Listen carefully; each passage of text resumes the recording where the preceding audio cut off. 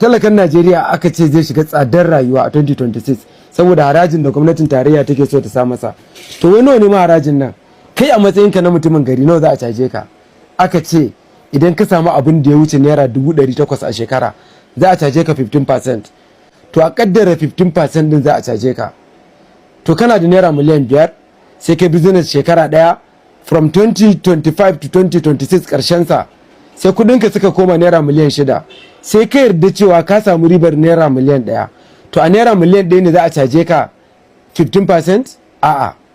A wannan naira miliyan 1 da ka samu sai an cire 800,000 da gwamnati ta baka lamuni cewa in ka samu 800,000 to zuwa sama ne akan yan kan.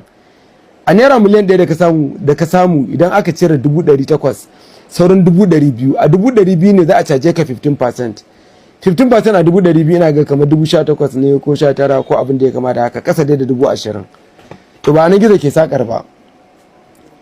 Masu yin manyan transactions da aka ce za a caje su kusan 30% maximum. Nawa ne 30%?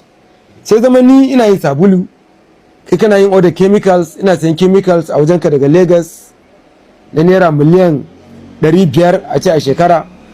A cikin miliyan 500 din nan za ka iya samun kimanin naira miliyan 50 10%. To a nan naira miliyan 50 din sai gwamnati ta ce to shikenan in ka faɗa mata ka samu naira miliyan 50 za a ɗaukan ma 30%. 30% a naira miliyan 50 kamar ka raba miliyan 50 gida uku ne ka ba gwamnati kaso ɗaya. Gida uku kaɗan ne babu. Kenan miliyan nawa? Miliyan 15 akalla za ka ba gwamnati a cikin naira miliyan 50. To sai ka ce miliyan 50 gaskiya ta yi yawa, yaya za a yi gwamnati ta ɗaukan maka naira miliyan 50 a matsayin haraji wanda shine 30% na abin da ka samu annual personal income ɗinka. To ya za ka kaucewa hakan? Da yawa masu kuɗi 'yan kasuwa da masu kamfaninnika za su yi kokari su mai da nauyin ne akan mutane na cancan ƙasa, consumers na cancan ƙasa. To su kuma ba consumers suke sai da kayan cancan ƙasa ba. Ni da nake da kamfani su sun yi order sun sai da min, ni ma ina yin transaction irin nasu alal misali sai suka kara mu wannan 15% din a farashin kayan da suke so sayar min. Kaga anan kayan da za su sai da min naira miliyan 500 a shekara zai siye shi kimanin naira miliyan nawa? Miliyan 670 ko da 80. Ƙarin nawa? Miliyan 100 da wani abu.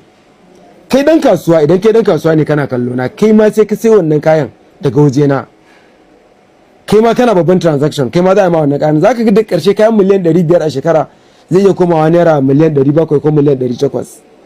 To waɗannan mutanen na cincin sama da masu kamfaninnukan da masu yin order da sauran 'yan kasuwa da za su siya su kasa manya-manyan masu kuɗi a cikin kasuwanni, to kowa zai kokarin ya maida wa talaka na cincin ƙasa wanda shi baya da kamfani wannan nauyin. Za a kokari a ƙara